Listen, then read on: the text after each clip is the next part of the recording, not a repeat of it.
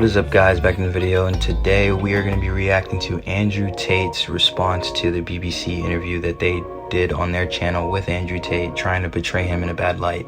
So I'm not going to talk that much, so let's get right into the video. If you want to go on his page and watch it, I will put all the links and all of his info in the description down below. Alrighty, let's get right into it.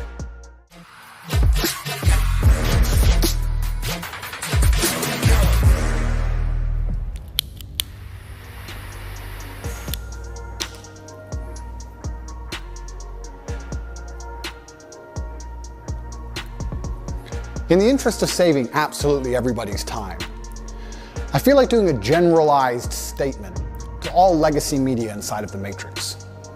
And I'm doing it to save their time and mine, as well as protect the minds of the masculine youth for the future. I want to make it very clear that the legacy media, which I enjoyed the company of today, have made a massive mistake and missed a chance to do some genuinely interesting journalism. After being unfairly incarcerated in a Romanian dungeon, I thought that even the BBC, in its absolute arrogance and hubris, would be smart enough to come to me after 6 months, being the first interview I gave to the Matrix, and be smart enough to ask questions people were genuinely interested in. What's it like inside of a Romanian prison cell? How were you treated? Why was a person's liberty deprived of them for 6 months? Without charge? How is your mental state post your unfair incarceration? Things people are genuinely interested in hearing. But instead, they came with the same old talking points. And I'd like to address all of these talking points to the Matrix media now to prevent this happening again, because it's a monumental waste of everybody's time. I say things on the internet. I've been making content on the internet for a very long time. Finding a clip from 2016, 8 years ago, finding a 4-hour-long podcast from 2016, ignoring all context, ignoring everything positive I say about men and women and the world, and taking a single sentence and trying to pretend that's my entire worldview is not the bombshell you think it is. Nobody cares. Everybody understands what satire is. Everybody understands what a joke is. Everybody understands it's the internet. Everybody understands all of these things. Plus, the people who know the truth of my message are very capable of understanding what is satirical and what is true. People are not as stupid as you'd like them to be. Sitting down with me and missing the chance to have a genuinely interesting interview with genuinely interesting questions that people are interested in hearing the answers to, and instead attempting this attack to get this bombshell aha moment is never going to work. Because one, I'm too smart for all of you. And two, nobody cares. Nobody cares I made a joke 8 years ago, because everybody knows I was joking. And everybody knows the truth of my message. So you're wasting absolutely everybody's time. Worse than wasting everybody's time, what you're genuinely doing is damaging the minds of young men. And I think I have a responsibility as one of the most influential men on the planet to protect the minds of young men and all of the men who look up to me. Nobody, no young man below the age of 30 has any interest in what the BBC or the legacy media say. They don't care and they don't watch it, unless I appear on there. So when I sit across from a reporter who says that having a nice car makes you a misogynist, it's disingenuous. And also financial success correct. With a Bugatti and a cigar, but it comes with a side order of misogyny. A Bugatti and a cigar is misogynistic now. Well, shit, I guess I'm misogynistic now because I want a Bugatti. What the fuck? Like, who wouldn't want one? How does having a Bugatti and a cigar come with misogyny? Because it's all mixed together in what you teach. The fuck? Literally, how the fuck do you teach misogyny? He never really taught misogyny. Like, he always was saying, like, to strive to be better.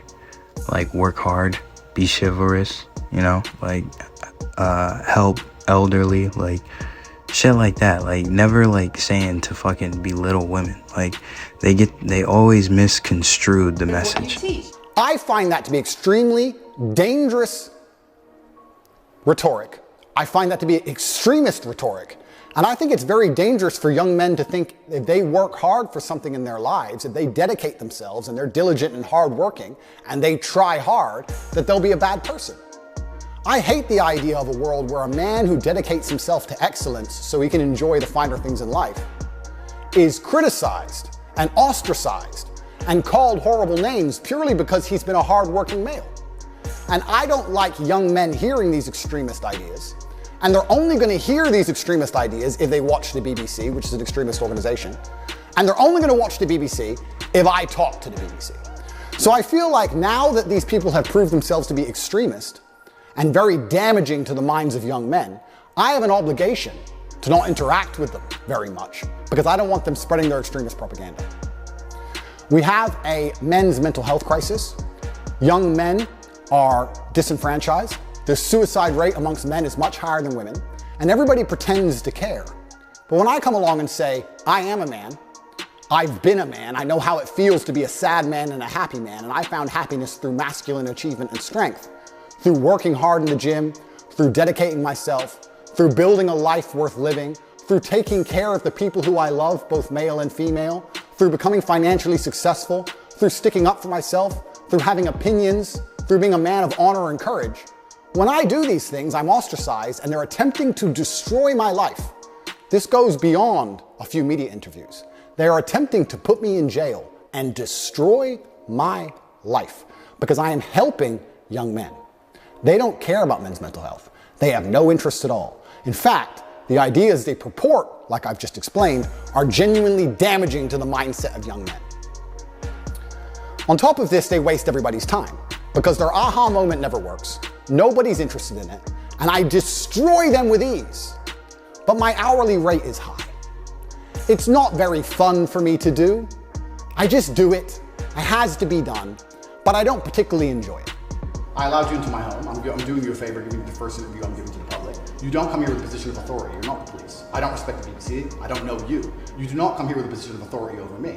We are equals, we are people, we're citizens of the world, and we sit here as equals. And I see you as my equal, and if you ask me questions, I can ask you questions back. For you to come here and sit down and pretend you're the Gestapo, and that you don't have to answer my questions, is disingenuous because I don't owe you anything. Asking questions and you answer. But I don't owe, no, however you want. This is a conversation, and I don't owe you any degree of authority over me. So let's make that clear, and that doesn't matter if you're a man or a woman or from the BBC or the CNN. I'm here to answer your questions and be honest with you and do you a favor. Great.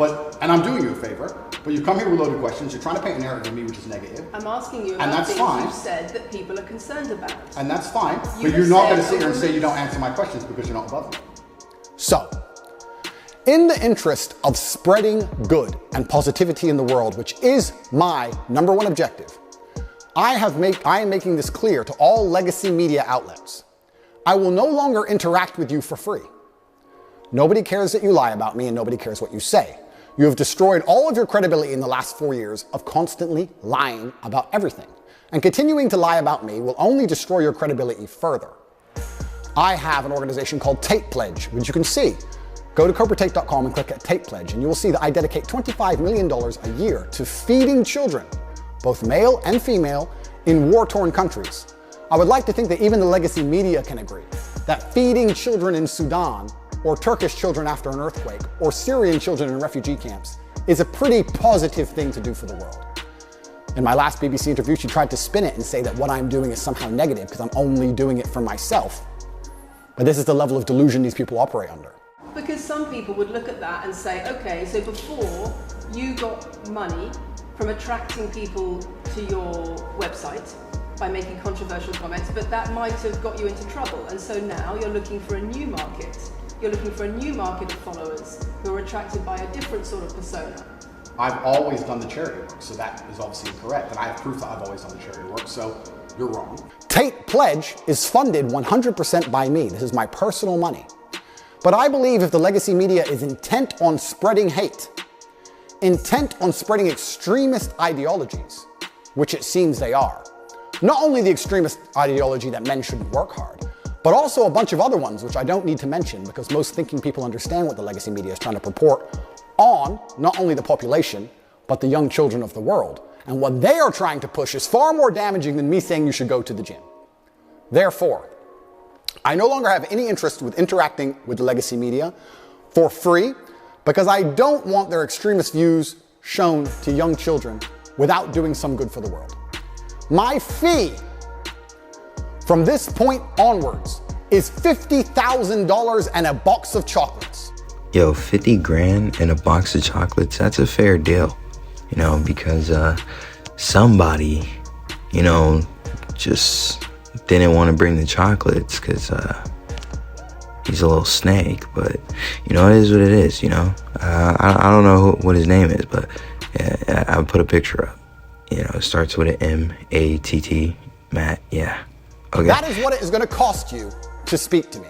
If you are from the Matrix, you will give me $50,000 in advance, which will be donated to Tate Pledge, which will be used to feed children in war-torn countries. And you will also bring a box of chocolates to my gate, which I will ingest as I listen to your Matrix propaganda and destroy you. Because I deserve chocolates if I have to put up with you. I am an extremely successful man, and my time is valuable. And you're wasting mine, yours, and everybody else's. So if you're gonna come along with your extremist ideas, I would at least sleep better at night if you were feeding some poor innocent children somewhere in the world. But you have no interest in doing any good for the earth. You're only interested in spreading hate, unlike me who wants to do good things. So, post my BBC interview, I've been contacted by the New York Times, CNN, the Clinton News Network, all of them. And they're all desperate to interview me because they understand the number of views it will get. I want to try now, I want to try now. And they all want to try a different version of the same aha moment. Not understanding, because they're completely detached from reality, that it's not an aha moment and nobody cares. They're not interested, they're not smart enough to look at the board of the chessboard and say, this isn't going to work. Let's ask him questions people actually care about. They're not that smart. So if you want to waste your time and mine, that's what it's going to cost you. $50,000, I managed to procure meals at around 80 cents each, so we'll feed over 60,000 children for wasting an hour of my time, plus a box of chocolates. That is my fee from this point forward. I will still speak to non-Matrix media outlets who are interested in the truth, interested in asking interesting questions that people want to hear the answers to. I will still be available to do my own podcasts and tell the truth. But as long as legacy media retain their reputation as peddlers of extremist ideology, I no longer have any interest in promoting them and making them relevant. It's better we allow them to become irrelevant, which they are doing, through their own dishonest actions. I will no longer interact with any of you for free ever again. So, to the 64 journalists who have emailed me so far since the BBC interview, do you have $50,000 in a box of chocolates? Because I'm not interested in speaking to you for any other reason. I actually think I'm being quite kind only charging 50 grand. I should charge 200 grand, but I'm a nice man. And $50,000 will still feed a lot of children. I promise any legacy media outlet that pays me the fee can have an interview. And I also promise to provide full accounting and receipts to prove that that money goes directly to charity, to feeding children in war-torn countries. But I will no longer allow the Matrix propaganda machine to infect the minds of innocent children by using my relevance to achieve interviews and get views they would never normally get to spread hateful propaganda. If you can't afford me, you're gonna have to go back to just lying about me without speaking to me. Because God knows the truth, I know the truth, most of the world knows the truth, and I genuinely believe that Allah is the best of planners, and whatever happens to me, regardless of whether I am martyred, regardless of whether they put a bullet in my brain, I know what I have done is good for the world, and the things I will do will continue to be good for the world.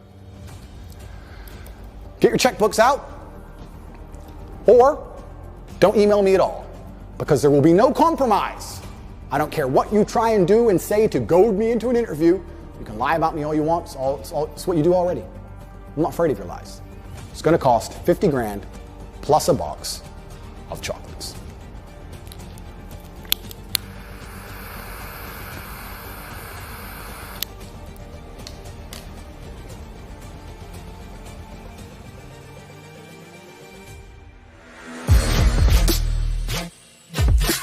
Alright guys, well that's the end of the video. If you liked the video, please give it a thumbs up.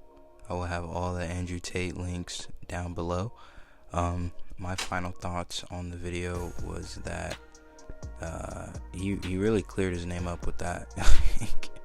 He cleared his name up, like, for real, because when you, I'm gonna do a reaction to like the actual interview, but it's just crazy because it's like he really was like putting them on blast for all the bullshit that they were like talking about, because all of it's been like debunked. I mean, I could pull it up for you guys, but like, do your own fucking research. Like, what the fuck? This is just the truth. I'm just reporting it. But you know, he really cleared his name up, like literally. But just make sure to like the video. If you're new to the channel, make sure to subscribe, and I'm out of here. Peace.